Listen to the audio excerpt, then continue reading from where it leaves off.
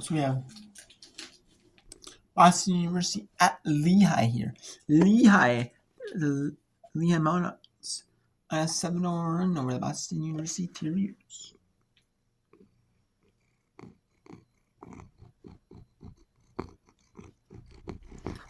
So now Boston U now is up 7 now again.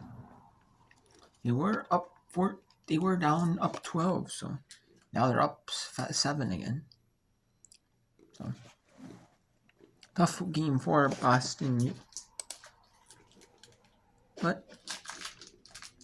But let's see if around if Lehigh can play back over Boston. Let's see if Lehigh can. I mean, if Lehigh could force overtime, I mean, I don't know if Lehigh has it. I mean, Lehigh has a good chance to win without overtime, but I mean, Boston U. I mean, Boston has to win. If they win it, they're gonna win in regulation. Boston has a 93% odds, but I think if Lehigh wins, it's going to be in overtime. I do think, but because if it goes overtime at all, Boston U cannot win it.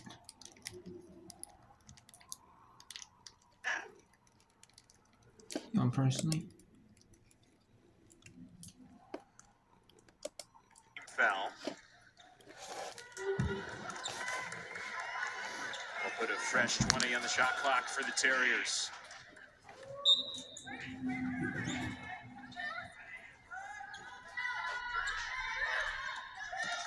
Gormley. Monteagudo. He's already tied her career high in this game. Erickson gets inside. Semenova. It's poked away by Fandre. Here comes Lynn the other way. Whitney Lynn puts it up. No good, but a foul. She's going to go against Inez Monteagudo. That's her second, the team's fourth.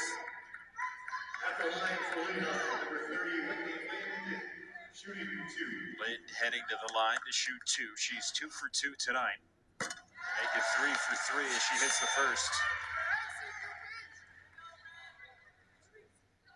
Addie Basir looking on.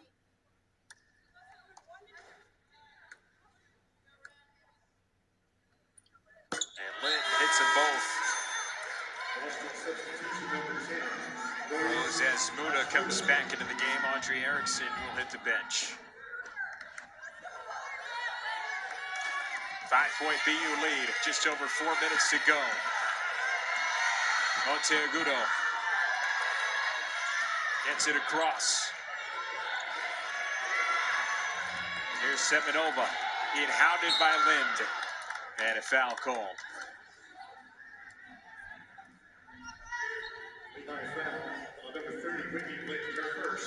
It'll be Whitney Lind who gets called for the foul. That's her first, 4th team foul. No more fouls to get for either side. Into Gormley.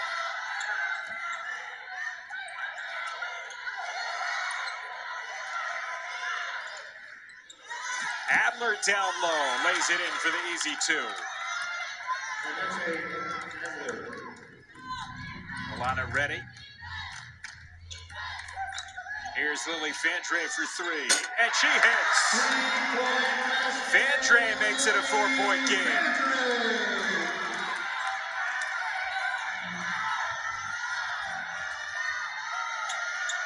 Gormley. Here's Adler straight away. Monteagudo gives Asmuda. 10 seconds to shoot for the Terriers. Down low, Adler turns around and knocks down the 2.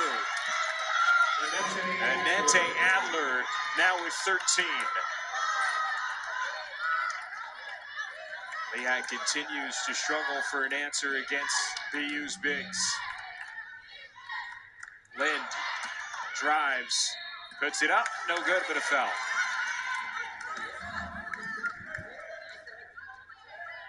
Boston foul. It's going to be Rose Asmuda, her second foul. There's a look at it there. Lind will shoot 2. At the line for Lehigh, number 30, Whitney Lind, shooting 2. And Lind makes the first.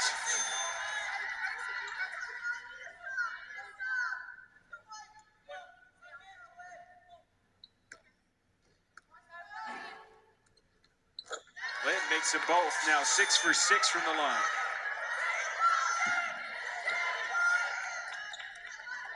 Schwartner gives to Gormley. Gormley pressured by Reddy.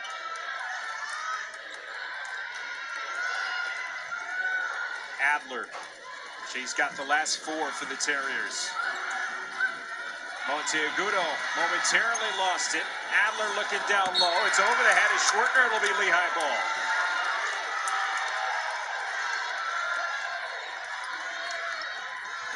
"17 turnovers committed now for BU.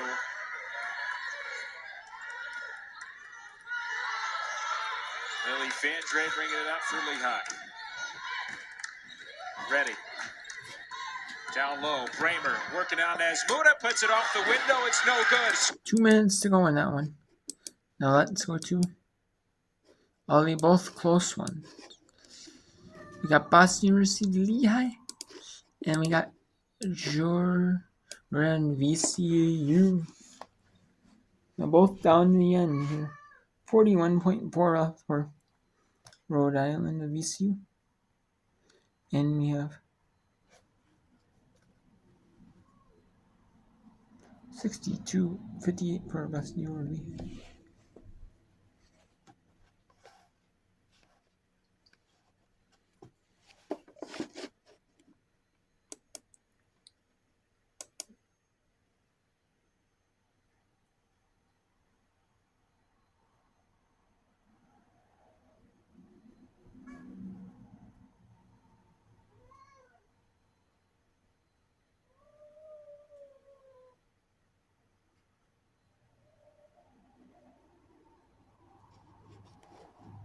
Oh, and VCU cannot tie it up. Comes out, Gray battling, bodies on the floor, jump ball, it will stay with VCU with 12.7 to go.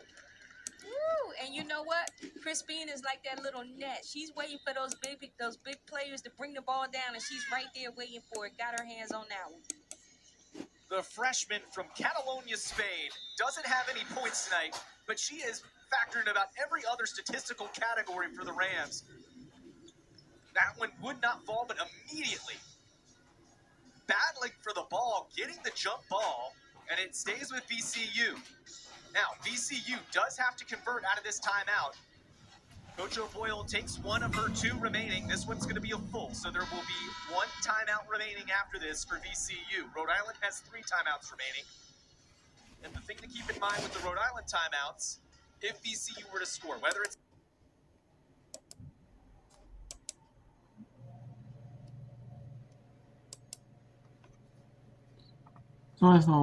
So it's going to Milwaukee and Northern Kentucky.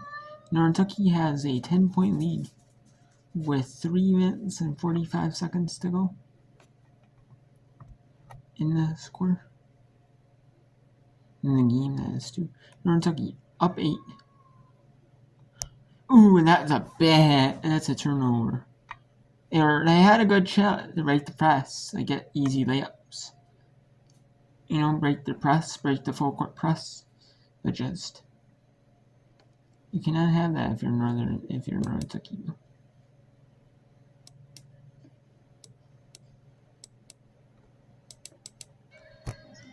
Cassidy DeFalco. Walda goes to work to her left. Skip pass, knocked out of bounds. Will stay with Milwaukee. 14 on the timer, 3:17 left in regulation. All the way in the corner here. UK native. Madigan. An offensive foul as Rushton causing problems for Cassidy DeFalco. Now let's go to VCU is down 3. They need to convert, at least get something out of it. They don't necessarily need a 3, but they need something. Now Rhode Island's going to take a time out to strategize there. So. Squad will host the Detroit Mercy Titans. Tip off 7 o'clock. Watch that right here on ESPN+. That's the men's. But we're not here for the men. We're not interested in the men's, but Men, we're the interested in heartbreaking the loss up at Green Bay, a game they got way behind in and then nearly got all the way back and came back and had a thrilling win at the end, only to fall 2 points short. 2 points short, had a clean look for 3 that wasn't able to go for the win as we get a big bucket there for Beastry in the lane. Beastry gets it to roll home to push the lead back to 10 with 2:35 to go, and then nearly comes up with a steal. Gomes says, I will take that opportunity and bury the 3. That's what happens when you gamble for a steal and it doesn't work out. Gomes makes her pay. Pass ahead to Meredith. Meredith, contact, and an offensive foul going to be called on Meredith as Buwalda takes the charge. Bit of a tough charge there on Meredith, but Jeff Hand's very frustrated. Probably equally frustrated about just the way this has kind of gone down, of this team struggles on the offensive end of the floor. How can Milwaukee take advantage of the gift? A drive to the basket, another finish. Gomes playing well. Back to a 5-point game. Goes to Crespin. Crespin, pump fakes. There was contact, but not enough to draw the foul. Vital works it over to Dubras, and Rhode Island is going to be able to run out the clock. They're going to stop it and add some time, but there's going to be such little time left on the clock. I'm not sure that this is going to matter, Jacinda. True. I'm not sure that, I mean, there was a little bit more time on the clock. We're going to get an explanation. They're going to add time back on the clock. We know that. The whistle did happen before the buzzer. The question is, how much earlier with the buzzer? Because if you're Rhode Island, you make one free throw, this game's over. True. And then, well, VCU still does have the timeout, so they could call a timeout. Let's just say that Rhode Island does make the free throw. VCU, we're taking a look at the replay and looking at the shot. I'd like to know how much time was on the clock when Crespin kind of forced that 3 right there. Because I think she could have took a couple more seconds to, take a better shot. But, what's happened has happened. And now we're looking at 1.1 on the clock. VCU still does have a timeout that they can call after this to advance the ball. And as we know, anything can happen in college basketball. And she's going with her tall lineup to just get the rebound and then call timeout. That's the play here. But you need Rhode Island to miss both of these free throws. Dubras for the win. And Rhode Island gets a much-needed free throw on a night where neither team was at the line very long. Inez Dubras makes it a 4-point game with 1.1.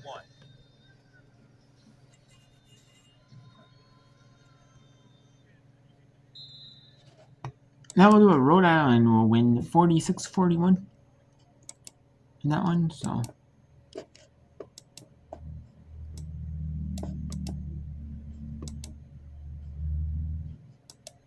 Well, let's go to the fourth quarter. We have Boston U at Lehigh. Lehigh down 3 with under 3 seconds to go.